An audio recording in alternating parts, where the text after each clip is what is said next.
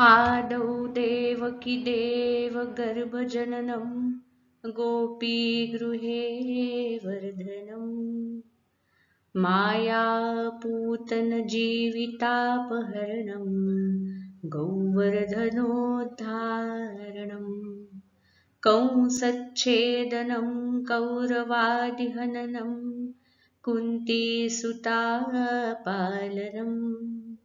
एतत् श्रीमद्भागवतं पुराणकथितं श्रीकृष्णलीलामृतम्.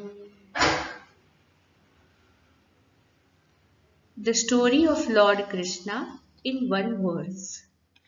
Born to Devaki, brought up in the houses of gopis,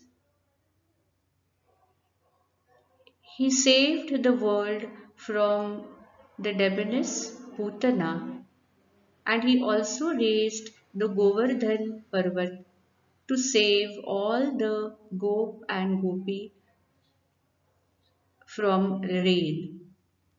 Later, killed Kams, defeated the Kauravas, supported the Pandavas, that is, the son of Kunti. This is Sri Bhagavatam, the story of Krishna as said in Puranas. Let us say it together now.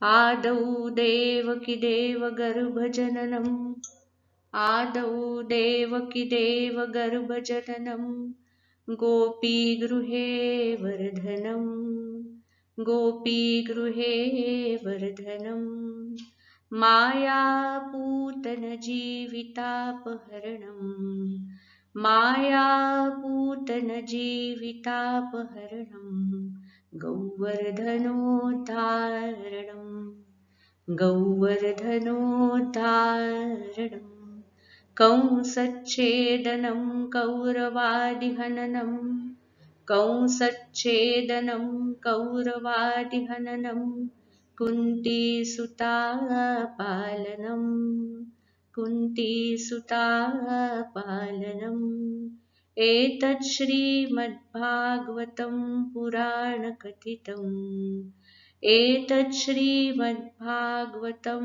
Purana-Kathitam Shri Krishna Leelamrutam Shri Krishna Leelamrutam. Once again, the whole together.